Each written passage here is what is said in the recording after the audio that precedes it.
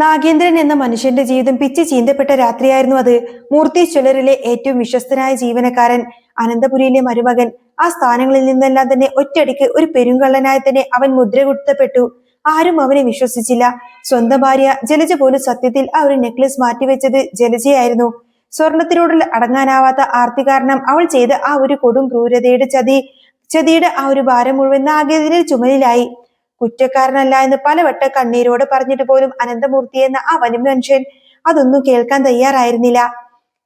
പടിയിറങ്ങി പോകുന്നതിന് മുൻപ് തന്നെ അവസാനത്തെ പ്രതീക്ഷയോട് കൂടി തന്നെ നാഗേന്ദ്രൻ ജലജയെ നോക്കി. ജലജ, നീ എന്റെ കൂടെ വരില്ലേ? എന്റെ കുഞ്ഞുങ്ങളെങ്കിലും നീ എന്റെ കൂടെ വിട്. അവന്റെ തൊണ്ട ഇടറുന്നുണ്ടായിരുന്നു. പക്ഷേ യാതൊരുവിധ കൂസലുമില്ലാതെ വളരെ തണുത്ത സ്വരത്തിൽ തന്നെ ജലജ പറഞ്ഞു, നിങ്ങളുടെ കൂടെ വന്നിട്ട് എനിക്ക് എന്ത് ചെയ്യാനാ? ഈ കുഞ്ഞുങ്ങളെയൊക്കെ വെച്ചുകൊണ്ട് ഞാൻ ഒരു പെരുങ്കള്ളന്റെ കൂടെ ഇറങ്ങിപ്പുറപ്പെടാനൊന്നും എനിക്ക് യാതൊരുവിധ ഉദ്ദേശവുമില്ല. ആ വാക്കുകൾ നാഗേന്ദ്രൻ നെഞ്ചിൽ തറച്ച അമ്പുകളായിരുന്നു. തിരിഞ്ഞു നടക്കുമ്പോൾ അവനൊന്ന് ഉറപ്പിച്ചു, ഒരു നാൾ താൻ തിരിച്ചു വരും, അനന്തപുരിയേക്കാളും വലിയൊരു സാമ്രാജ്യം തന്നെ പടുത്തുയർത്തിയിട്ട്. അങ്ങനെ കുറെ കാലം കടന്നുപോയി. നാഗേന്ദ്രൻ പടിയിറങ്ങിയതിനു ശേഷം ജലജ അനന്തപുരിയിൽ വളരെ സുരക്ഷിതയായിരുന്നു. തന്റെ മക്കളായ അവന്തികയെയും അഭിയെയും ചേർത്ത് പിടിച്ചുകൊണ്ട് തന്നെ അവൾ മുത്തശ്ശനെയും മുത്തശ്ശിയുടെയും മുന്നിൽ ഇങ്ങനെ പുണ്യാളവതിയായി അഭിനയിച്ചു. ഒരു ദിവസം ഉമ്മറത്തെ ചാരുകസേരയിൽ കിടക്കുന്ന സമയത്ത് തന്നെ മുത്തശ്ശിന്റെ അടുത്തേക്ക് മുത്തശ്ശിയും ഉണ്ടായിരുന്നു. അവരുടെ മുന്നിലേക്ക് വളരെ സങ്കടം അഭിനയിച്ചുകൊണ്ട് തന്നെ ജലജ കടന്നു വന്നു. മുഖത്ത് എപ്പോഴും വിഷാദം വരുത്തി വെക്കാൻ വേണ്ടിയിട്ട് അവൾ പ്രത്യേകം ശ്രദ്ധിക്കുന്നുണ്ടായിരുന്നു. അങ്ങനെ, എന്താ ജലജെ, നിന്റെ മുഖത്ത് എന്താ ഒരു സങ്കടം എന്ന് മുത്തശ്ശി ചോദിച്ചു. ഏയ്, ഒന്നുമില്ലമ്മേ എന്ന് ജലജ നെടുവീർപ്പിട്ടു. ഞാൻ വെറുതെ ഓർക്കുമായിരുന്നു, അയാൾ പടിയിറങ്ങിപ്പോയിട്ട് ഇന്ന് വരെ തിരിഞ്ഞു നോക്കിയിട്ട് പോലുമില്ലല്ലോ. എന്നെ അന്വേഷിച്ചെങ്കിലും ഈ രണ്ട് കുഞ്ഞുങ്ങൾ എന്റെ കയ്യിലില്ലേ? എന്നിട്ട് അവരെ ഒന്ന് അന്വേഷിച്ചിട്ടോ കാണാനോ ഒന്നും തന്നെ വന്നില്ലല്ലോ. അവർക്ക് എന്ത് സംഭവിച്ചു എന്നറിയാൻ അയാൾക്ക് യാതൊരുവിധ ആഗ്രഹവും തോന്നിയില്ലല്ലോ. അച്ഛാ, എനിക്ക് വല്ലാത്ത വിഷമം തോന്നുന്നു അച്ഛാ. ജലജയുടെ കണ്ണിൽ കണ്ണുനീര് തിളങ്ങി. മുത്തശ്ശൻ ദേഷ്യത്തോടു കൂടെ തന്നെ പത്രത്തിൽ നിന്നും കണ്ണെടുത്തുകൊണ്ട് പറഞ്ഞു, അത് നീ വിട്ടുകള ജലജെ. അവൻ ഇത്ര വലിയൊരു ദുഷ്ടനാണെന്ന് ഞാനൊന്നും ഒരിക്കലും വിചാരിച്ചില്ല. അന്ന് ഈ കുടുംബത്തിന് വലിയൊരു നാണക്കേട് ഉണ്ടാക്കി വെച്ചിട്ട് അവൻ ഇറങ്ങിപ്പോയപ്പോ ഞാൻ കരുതിയത് നീയും അവന്റെ പിന്നാലെ പോകുമെന്നാ. ജലജ ഉടനെ പറഞ്ഞു, അതെങ്ങനെയാ അച്ഛാ ഞാൻ പോകുന്നത്? സ്വന്തം കുടുംബത്തെ വഞ്ചിച്ച ഒരു പെരുങ്കള്ളന്റെ കൂടെ ഞാൻ രണ്ട് പിഞ്ചു കുഞ്ഞുങ്ങളെയും കൂട്ടിക്കൊണ്ട് ഞാൻ എങ്ങോട്ടേക്ക് പോവാനാ? എന്റെ ഇപ്പോഴത്തെ മാനസികാവസ്ഥ അച്ഛനൊന്ന് മനസ്സിലാക്കിക്കൂടെ? മുത്തശ്ശൻ തലയാട്ടി. നീ പറഞ്ഞതാ ശരി മോളെ, അവനെ വിശ്വസിക്കാൻ കൊള്ളില്ല. അവൻ പോയെങ്കിലും നീ കുഞ്ഞുങ്ങളെ വെച്ച് എന്ത് ചെയ്യണമെന്ന് ഞാൻ അങ്ങനെ പേടിച്ചിരിക്കുമായിരുന്നു. നീ ചെയ്തതിൽ യാതൊരുവിധ തെറ്റുമില്ല മോളെ. മുത്തശ്ശനും അതിനെ തന്നെ അനുകൂലിച്ചു. അതെ ജലജെ, നീ പോകാതിരിക്കുന്നത് നന്നായി. അവൻ നിന്റെ ഭർത്താവാണെങ്കിലും ശരി, പക്ഷെ അവനൊരു കള്ളന്റെ കൂടെ നീ അങ്ങനെ പോയിരുന്നുവെങ്കിൽ നീയും വഴിയാധാരമായനെ. ഇപ്പൊ നോക്ക് അനന്തപുരി, നിനക്ക് എന്താ ഒരു കുറവുള്ളത്? നിന്നെ ഞങ്ങൾ എടുത്തു വളർത്തിയതാണെങ്കിലും നിനക്ക് നിന്റെ കുഞ്ഞുങ്ങൾക്കും ജീവിക്കാൻ വേണ്ടതെല്ലാം തന്നെ ഈ അനന്തപുരി തറവാട്ടിലുണ്ട്. ഇവിടെ പൊന്നുപോലെ നിങ്ങളുടെ രണ്ട് മക്കളും വളരും. ഇതൊക്കെ കേൾക്കുന്ന സമയത്തിന് ജലജയുടെ ഉള്ളിൽ വല്ലാത്തൊരു ചിരി ഉണ്ടായിരുന്നു. താൻ എത്ര ബുദ്ധിപൂർവമാണ് നാഗേന്ദ്രനെ ഒഴിവാക്കിയത് എന്ന് ഓർത്തുകൊണ്ട് തന്നെ അവൾക്ക് തന്നെ വല്ലാത്തൊരു അഭിമാനം തോന്നി. ഇതേ സമയം നഗരത്തിന്റെ മറ്റൊരു ഭാഗത്ത് വലിയൊരു ബിസിനസ് സാമ്രാജ്യത്തിന്റെ ഉടമയായി മാറിയിരുന്ന നാഗേന്ദ്രൻ മൂർത്തി ജ്വല്ലറി തകർക്കാൻ ബന്ധമുള്ള വലിയൊരു ബിസിനസ് ഗ്രൂപ്പ് തന്റെ ക്യാബിൻ പുറത്തേക്ക് നോക്കി. അങ്ങനെ അയാൾ പഴയ ഓർമ്മകൾ ഇങ്ങനെ വല്ലാതെ വേട്ടയാടുന്നുണ്ടായിരുന്നു. അയാളുടെ അടുത്തേക്ക് ഒരു സുഹൃത്തായ രവി കടന്നു വന്നു. എന്താ നാഗേന്ദ്ര, നീ ഇപ്പോഴും ആ പഴയ കാര്യങ്ങൾ തന്നെ ഓർത്ത് വിഷമിച്ചിരിക്കുകയാണോ? രവീന്ദ്രൻ ചോദിച്ചു.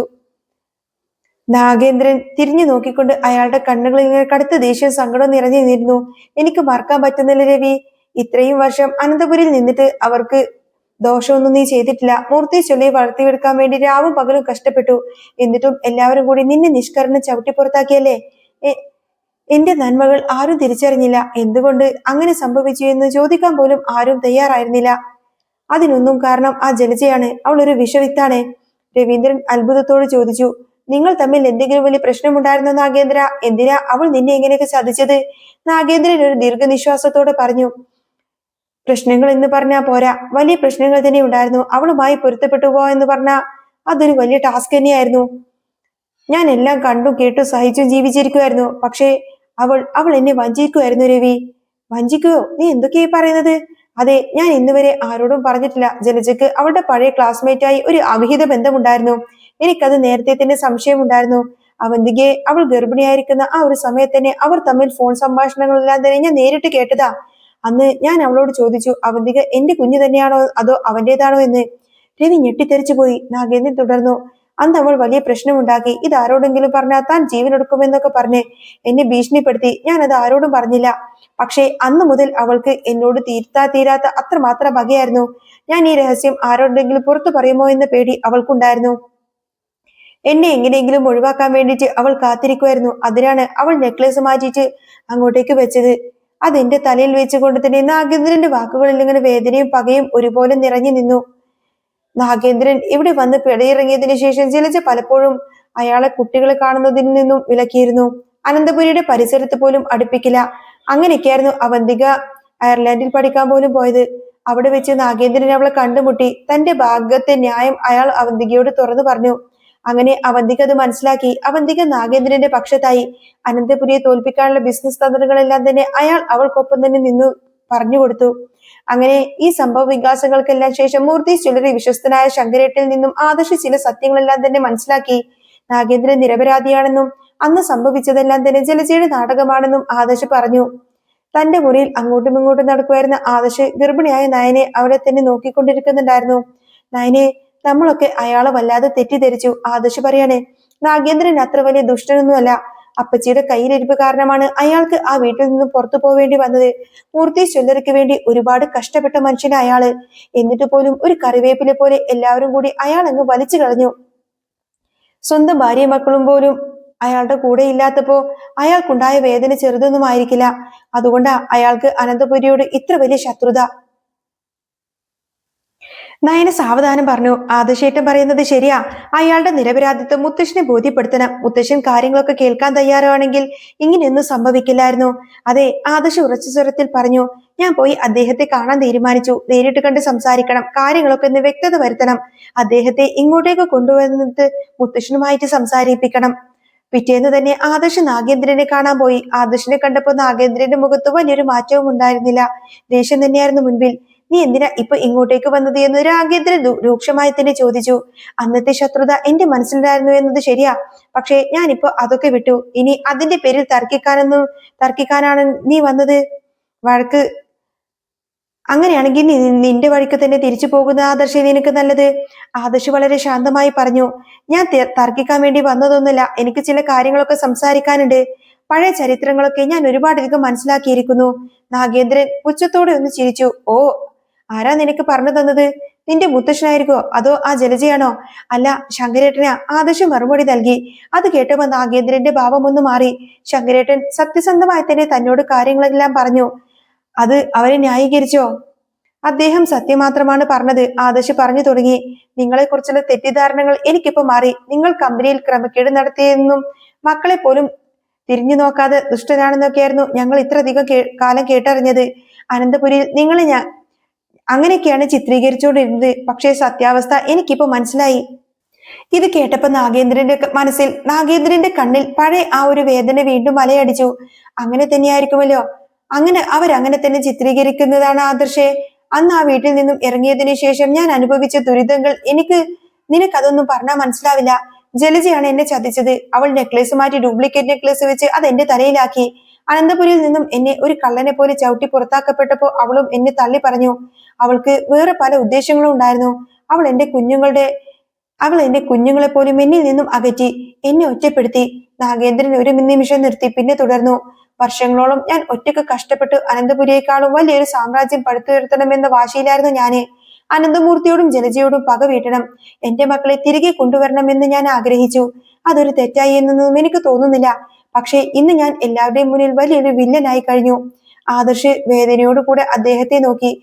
എനിക്ക് മനസ്സിലാക്കാൻ കഴിയും മകളെ. അത് എല്ലാവർക്കും പറ്റിയ തെറ്റ് തന്നെയാണ്. അപ്പച്ചി അങ്ങനെ ചെയ്തില്ലെങ്കിലേ അത്ഭുതമുള്ളൂ. അവർ ഇപ്പോഴും അനന്തപുരിയിൽ എല്ലാവരോടും ദുഷ്ടത മാത്രമായി കാണിക്കുന്നത്. അസൂയയും കുശുമ്പും മാത്രമാണ് അപ്പച്ചിയുടെ കൈമുതലേ. അപ്പച്ചിയുടെ തനി പകർപ്പ് തന്നെയാണ് ആ അഭി. അവൻ ഒരു ക്രൂരനാണ്. അവന്റെ കഥകൾ നിങ്ങൾക്കറിയാമല്ലോ. എനിക്കറിയാം, നാഗേന്ദ്രൻ ദേഷ്യത്തോടു കൂടെ പറഞ്ഞു. അവന്റെ ആ ഒരു സ്വഭാവത്തിന് കാരണം ജലജയാണ്. അവളുടെ വളർത്തുഗുണമാണ് അവൻ ഈ കാണിക്കുന്നതൊക്കെ. ഞാൻ ഉണ്ടായിരുന്നുവെങ്കിൽ എന്റെ മകൻ ഒരിക്കലും അങ്ങനെയൊന്നും ചെയ്യില്ലായിരുന്നു. അവനെ ഞാൻ നല്ലൊരു മനുഷ്യനാക്കി തന്നെ വളർത്തിയേനെ. ആദർശ് കൈകൂപ്പി. ഞങ്ങൾക്ക് തെറ്റുപറ്റിപ്പോയി. മുത്തശ്ശനും വലിയ തെറ്റ് ചെയ്തു. നിങ്ങളെ ഞങ്ങൾ മനസ്സിലാക്കിയിരുന്നില്ല. അതിനെല്ലാം ഞാൻ നിങ്ങളോട് മാപ്പ് ചോദിക്കുന്നു. അപ്പച്ചി ചെയ്ത കൊടും ചതിക്കും നിങ്ങൾ അനുഭവിച്ച വേദനകൾക്കെല്ലാം തന്നെ പകരം എന്ത് പറഞ്ഞാലും മതിയാവില്ല. നിങ്ങൾ അനന്തപുരിയിലേക്ക് തന്നെ തിരിച്ചു വരണം. മുത്തശ്ശിനെ കൊണ്ട് ഞാൻ സംസാരിക്കാം. ഇത് കേട്ടപ്പോ നാഗേന്ദ്രൻ അങ്ങ് മുഖം തിരിക്കാണ്. എനിക്ക് കാണണ്ട. അനന്തമൂർത്തിയുടെ മുന്നിൽ പോയിട്ട് നിൽക്കാൻ എനിക്ക് താല്പര്യമില്ല. മാത്രവുമല്ല അവിടെ ആ ജലജയുണ്ടല്ലോ, അവളുടെ മുഖം കാണാൻ പോലും ഞാൻ ആഗ്രഹിക്കുന്നില്ല. അങ്ങനെയൊന്നുമല്ല, ആദർശ് നിർബന്ധിച്ചു. അപ്പച്ചി ചെയ്ത തെറ്റ് എല്ലാവരുടെയും മുന്നിൽ വെച്ച് തുറന്നു കാണിക്കണം. എല്ലാവരും സത്യം മനസ്സിലാക്കണം. നാളെ അനന്തപുരിയിൽ ഒരു പൂജ നടക്കുന്നുണ്ട്. നയന ഗർഭിണിയായത് കൊണ്ട് തന്നെ സർവ്വ ഐശ്വര്യത്തിന് വേണ്ടിയിട്ടുള്ള പൂജയാണത്. ആ സമയത്തിന് നിങ്ങൾ അവിടെ എത്തണം. എല്ലാ സത്യങ്ങളും അവിടെ വെളിപ്പെടുത്തണം. കുറച്ചു നേരത്തെ മൗനത്തിന് ശേഷം നാഗേന്ദ്രൻ അത് സമ്മതിച്ചു. ശരി, ഞാൻ വരാം. ഇതിനെല്ലാം ഒരു അന്ത്യം കാണേണ്ടതുണ്ട് എന്നൊക്കെ പറയും. പിറ്റേന്ന് അനന്തപുരിയിൽ ആ ഒരു വലിയ ആഘോഷമായിരുന്നു. സർവ്വ ഐശ്വര്യ പൂജക്കായിട്ട് തറവാട് ഒരുങ്ങിക്കഴിഞ്ഞു. പുരോഹിതൻ വന്ന് പൂജകൾ ആരംഭിച്ചു. വലിയ പട്ടുസാരിയൊക്കെ എടുത്തു ആഭരണങ്ങളൊക്കെ അണിഞ്ഞുകൊണ്ട് തന്നെ ജലജ വളരെ ഗമയിൽ തന്നെ അവിടെ മുൻപന്തിയിൽ തന്നെ നിൽക്കുന്നുണ്ടായിരുന്നു. മുത്തശ്ശനും മുത്തശ്ശിയും ദേവാനയും അഭയും അവന്തികയും അവിടെ എല്ലാവരും തന്നെ ഉണ്ടായിരുന്നു. പൂജയുടെ മന്ത്രോച്ചാരണങ്ങൾക്കിടയിൽ തന്നെ പെട്ടെന്ന് ഒരു കാറ് വന്നു നിന്ന് മുറ്റത്ത് വന്ന് നിന്നു. അതിൽ നിന്ന് ഒരാൾ ഇറങ്ങി വന്ന് ഉമ്മറത്തേക്ക് കയറി വരികയാണ്. ആളെ കണ്ട് എല്ലാവരും അങ്ങ് ഞെട്ടിത്തെറിച്ചു. അതെ, നാഗേന്ദ്രനായിരുന്നു അത്. ജലജയുടെ നെഞ്ചിരിപ്പ് കൂടി. അവൾ വിയർക്കാൻ തുടങ്ങി. ദൈവമേ, ഇയാൾ എന്തിനാ ഇപ്പൊ ഇങ്ങോട്ടേക്ക് വന്നിരിക്കുന്നത്? എന്നോട് പകരം വീട്ടാൻ വേണ്ടിയിട്ടാണോ? അവൾ ഭയത്തോടു കൂടെ തന്നെ പുറകോട്ടൊന്ന് മാറി നിന്നു. എന്നാൽ അവന്തികയുടെ മുഖത്ത് അച്ഛനെ കണ്ട ആ ഒരു സന്തോഷം പ്രകടമായിരുന്നു.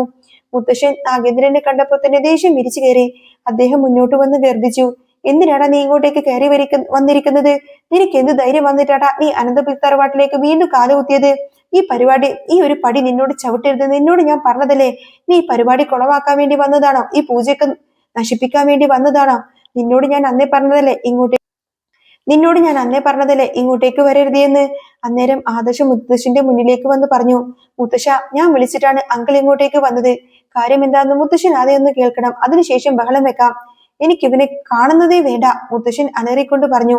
എന്ത് ധൈര്യത്തിലെ ആദർശിനെ നീ ഇവനെ ഇങ്ങോട്ടേക്ക് എന്റെ മുന്നിലേക്ക് കൂട്ടിക്കൊണ്ടുവന്നിരിക്കുന്നത്? ആദർശ് വിട്ടുകൊടുത്തില്ല. മുത്തശ്ശന്റെ ഈ എടുത്തുചാട്ടം കാരണമാണ് ഇയാൾക്ക് സ്വന്തം ജീവിതം പോലും നഷ്ടപ്പെട്ടത്. അദ്ദേഹം പറയുന്നത് കേൾക്കാനുള്ള മനസ്സെങ്കിലും മുത്തശ്ശനൊന്ന് കാണിക്കണം. എടുത്തു ചാടി ഒരു തീരുമാനം എടുക്കരുത്. ഇതെന്റെ അപേക്ഷയാണ്. മുത്തശ്ശൻ മനസ്സില്ലാ മനസ്സോടുകൂടി അവിടെ നിന്നു. എല്ലാവരും ആകാംക്ഷയോട് കൂടെ തന്നെ നാഗേന്ദ്രനെ നോക്കി. ഒന്നും മിണ്ടാതെ ആദർശിനെ നോക്കിക്കൊണ്ട് തന്നെ ആദർശ് എല്ലാവരുടെയും മുന്നിൽ വെച്ച് അന്നത്തെ സത്യങ്ങൾ ഓരോന്നോരോന്നായി വെളിപ്പെടുത്താൻ തന്നെ തുടങ്ങി. നെക്ലസ് മാറ്റിവെച്ചത് ജലജയാണെന്നും അവൾ സ്വന്തം കുറ്റം ഭർത്താവിന്റെ തലയിൽ കെട്ടുവെക്കുകയായിരുന്നു എന്നും യാതൊരു തെറ്റും ചെയ്യാത്ത നാഗേന്ദ്രനെ എല്ലാവരും ചേർന്ന് അടിച്ചു പുറത്താക്കുക എന്നുള്ള ആ ഒരു സത്യമെല്ലാം തന്നെ അനന്തപുരിയുടെ തളങ്ങളിലങ്ങ് മുഴങ്ങി കേട്ടു. ആ ഓരോ വാക്ക് കേൾക്കുന്ന സമയത്തും ജലജ പേടിച്ച് വിറക്കുന്നുണ്ടായിരുന്നു. ഭൂമി പിളർന്നങ്ങ് താഴേക്ക് പോയിരുന്നുവെങ്കിൽ എന്ന് പോലും അവൾ ആഗ്രഹിച്ചു. കാര്യങ്ങളെല്ലാം കേട്ട് കഴിഞ്ഞപ്പോ മുത്തശ്ശന്റെ കണ്ണുകൾ കോപം കൊണ്ട് ചുവന്നു. അവൾ ജലജയുടെ അടുത്തേക്ക് ചെന്നു. എടി, മുത്തശ്ശന്റെ ശബ്ദം അങ്ങ് വിറക്കുന്നുണ്ടായിരുന്നു. നീ ആയിരുന്നോടി അന്ന് ആ ഒരു കൊടും ചതി ചെയ്തത്? ജലജ വിക്കി വിക്കി പറഞ്ഞു. അതച്ചാ, പിന്നെ എനിക്ക് ആ നെക്ലേസ് കണ്ടപ്പോ വല്ലാത്തൊരു ആഗ്രഹം തോന്നി. എക്സിബിഷന് വെക്കാനുള്ളത് മാത്രമല്ലേ എന്ന് വിചാരിച്ചുകൊണ്ട് എനിക്കൊരു അബദ്ധം പറ്റിപ്പോയതാണ്. മുത്തശ്ശൻ പെട്ടെന്ന് തന്നെ ജലജയുടെ കർണത്തങ്ങ് ആഞ്ഞടിച്ചു. ജലജങ്ങ് വേച്ചുപോയി. എന്നിട്ട് അത് നീ ഇവന്റെ തലയിലങ്ങ് കെട്ടിവെച്ചലോടി. നിന്റെ ഭർത്താവും ഈ കുഞ്ഞുങ്ങളുടെയൊക്കെ അച്ഛനായിരുന്നില്ലേ ഇവന്? മുത്തശ്ശൻ പൊട്ടിക്കരഞ്ഞുകൊണ്ട് നാഗേന്ദ്രന് മുന്നിലെ കൈ കൂപ്പിക്കൊണ്ട് പറഞ്ഞു.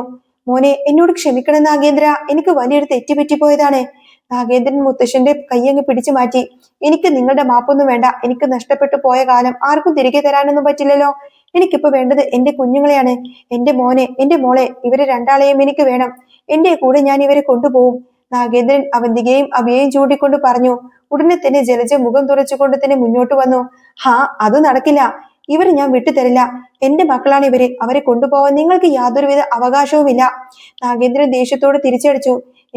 എന്റെയും കൂടെ മക്കളാണ് ഇവര്. അവരെനിക്ക് നോക്കാനുള്ള അവകാശവുമുണ്ട്. ആ ദേഷ്യത്തിൽ തന്നെ ജലജയുടെ നാവങ്ങ് പിഴച്ചു. അവന്തിക നിങ്ങളുടെ മകളാണോ? അല്ല, നിങ്ങളുടെ മകളല്ല അവന്തിക. അതുകൊണ്ട് അവന്തികയുടെ മേൽ നിങ്ങൾക്ക് യാതൊരുവിധ അവകാശവുമില്ല എന്നങ്ങ് തുറന്നു പറയാണ് ജലജ. ജലജയുടെ ആ വാക്ക് കേട്ട് അനന്തപുരി തറവാട് അക്ഷരാർത്ഥത്തിൽ അങ്ങ് മരവിച്ചു പോവാണ്. അവിടെ കൂടി നിന്നവരെല്ലാം തന്നെ അന്തം വിട്ടിങ്ങനെ പരസ്പരം നോക്കി. മുത്തശ്ശനും ദേവയാനിയും ആദർശവും എല്ലാവരും അങ്ങ് ഞെട്ടിത്തെറിച്ചു നിന്നു. നാഗേന്ദ്രൻ ഉറക്കെ ചിരിച്ച്, അതിലൊരു ഭയാനകമായ ചിരിയായിരുന്നു. അത് കേൾക്കാൻ വേണ്ടിയിട്ട് തന്നെയാണ് ഞാനിപ്പോ ഇങ്ങോട്ടേക്ക് വന്നിരിക്കുന്നത്. ഈ സത്യം എനിക്ക് നേരത്തെ തന്നെ അറിയാമായിരുന്നു. ജലജയുടെ കണ്ണുകൾ ഭയം കൊണ്ട് വികസിച്ചു. നാഗേന്ദ്രൻ എല്ലാവരോടുമായി പറഞ്ഞു തുടങ്ങി. നിന്റെ അവിഹിത ബന്ധം ഞാൻ പണ്ടേ കണ്ടുപിടിച്ചതാണടി. നീ ഗർഭിണിയായിരുന്നപ്പോൾ തന്നെ ഞാൻ നിന്നോട് ചോദിച്ചു, അവന്തിക എന്റെ മോള് തന്നെയാണോ അതോ അവന്റെയാണോ എന്ന്. ആ നിമിഷം മുതലാണ് നീ എന്നെ ഒഴിവാക്കാനും ശ്രമിച്ചത്. ഈ വലിയ രഹസ്യം ആരെങ്കിലും അറിഞ്ഞു കഴിഞ്ഞാൽ നീ എന്നെ പടിക്ക് പുറത്താക്കുമെന്ന് നിനക്കറിയാമായിരുന്നു. അതുകൊണ്ട് ഞാൻ അന്നൊന്നും തന്നെ മിണ്ടിയില്ല. അയാൾ തന്റെ പോക്കറ്റിൽ നിന്നും ഫോൺ എടുത്തു നേരെ അതിലൊരു ഫോട്ടോ എടുത്തുകൊണ്ട് ജലജയുടെ മുഖത്തേക്ക് നീട്ടി. അവന്തികയുടെ അച്ഛൻ, ഇവനല്ലേടി? ആ ഫോട്ടോ കണ്ടപ്പോൾ ജലജയുടെ കാലിനടിയിലെ മണ്ണങ്ങ് ഒലിച്ചു പോകുന്നത് പോലെ തോന്നി. അവൾക്ക് ചുറ്റുമുള്ള ലോകം കറങ്ങാനും തുടങ്ങി. സത്യങ്ങൾ എല്ലാവരും അറിഞ്ഞതോടുകൂടി തന്നെ തനിക്ക് അവിഹിതത്തിലുണ്ടായ മകളാണ് അവന്തിക എന്ന സത്യം ഇനി മറച്ചു വെക്കാനും കഴിഞ്ഞില്ല. ഒരു വശത്ത് അവന്തിക തന്റെ സ്വന്തം അച്ഛനല്ല നാഗേന്ദ്രൻ എന്ന ആ ഒരു സത്യം ഉൾക്കൊള്ളാനാവാതെ പൊട്ടിക്കരയാണ്. ഇത് മനസ്സിലാക്കിയ മുത്തശ്ശനാണെങ്കിൽ തലയിലങ്ങ് കൈവച്ച് നിലത്തേക്കങ്ങ് ഊർന്നിരുന്നു. എല്ലാവരുടെയും മുഖത്ത് അവിശ്വസനീയതയും ഞെട്ടലും മാത്രം. അനന്തപുരിയുടെ അടിത്തറ തോണ്ടുന്ന വലിയൊരു രഹസ്യമാണ് പെട്ടെന്ന് അവിടെ അങ്ങ് അഴിഞ്ഞു വീണത്. ഒരു നിമിഷം ആ തറവാട്ടിൽ ശ്മശാന മൂകത തളം കെട്ടി നിന്നു. ജലജയുടെ നാടകങ്ങൾക്ക് എന്നേക്കുമായിട്ട് തിരശീല വീഴുകയായിരുന്നു അപ്പോ. അങ്ങനെ അനന്തപുരിയിൽ ഇനി നടക്കാൻ പോകുന്നത് വമ്പൻ ട്വിസ്റ്റ് നിറഞ്ഞ എപ്പിസോഡുകൾ തന്നെയാണ് കേട്ടോ. നിങ്ങൾക്ക് ഈ ഒരു ചാനൽ ഇഷ്ടമാവുകയാണെങ്കിൽ സബ്സ്ക്രൈബ് ചെയ്യാനും സപ്പോർട്ട് ചെയ്യാനും മറക്കല്ലേ. നെക്സ്റ്റ് വീഡിയോ ഉടനെ വരാം. ബൈ.